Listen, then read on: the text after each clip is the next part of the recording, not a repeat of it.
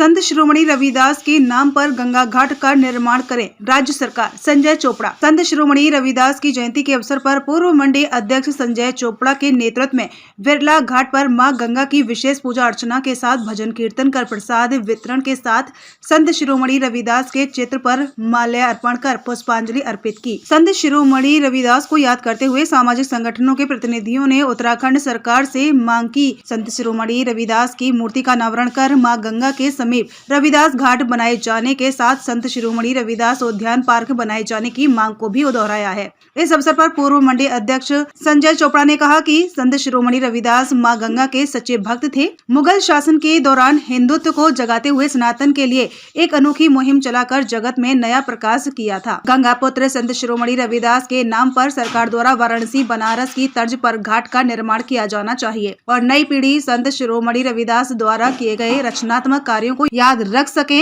इसके लिए मां गंगा के समीप संत शिरोमणि रविदास उद्यान पार्क बनाए जाने की सार्थक पहल सरकार की ओर से की जानी चाहिए। संत शिरोमणि रविदास की जयंती के अवसर पर मां गंगा की विशेष पूजा अर्चना अपने श्रद्धा सुमन अर्पित करते सामाजिक कार्यकर्ता ओम प्रकाश भाटिया, पंडित मनीष शर्मा, जय सिंह विष्ट, लालचंद, भोले शंकर, विजय शंकर, बबली, पंडित कृष्णानंद, ओम प्रकाश कालियान, जयपाल जाटव, नीरज जाटव, हरेंद्र सिंह, राजेश अरोड़ा, मीरा देवी, पुष्पा दास, सुषमा देवी आदि प्रमुख रूप से शामिल रहे। आज हम लोगों ने हर वर्ष की भांति इस वर्ष भी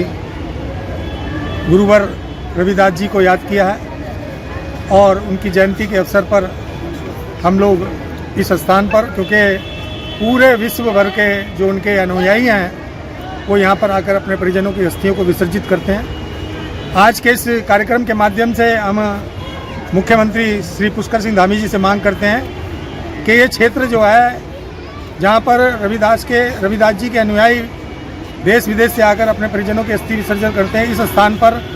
उनकी मूर्ति का अनावरण होना चाहिए और इस जगह का नाम रविदास घाट होना चाहिए, क्योंकि प्राचीनता यही दर्शाती है कि उनके अनुयायी आएँ और यहाँ पर एक भव्य और दिव्य रूप होना चाहिए। जहाँ आज पूरे हरिद्वार के अंदर अलग अलग घाट आप देख सकते हैं,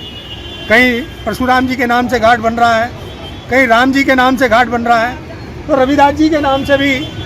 इस घाट का निर्माण होना चाहिए और इस मांग को प्रमुखता से हम लोग एक अभियान के रूप में चलाने का काम करेंगे। हमारे जो यहाँ पे संस्थापक हैं जो इस जगह की देखभाल करते हैं और तमाम अनुयायियों की पूजा पाठ को कराते हैं, मनीष शर्मा जी, मैं उन्हें बधाई देना चाहता हूँ आज के इस कार्यक्रम में कि पूर्व की भांति आज भी उन्होंने इस कार्यक्रम का आयोजन किया।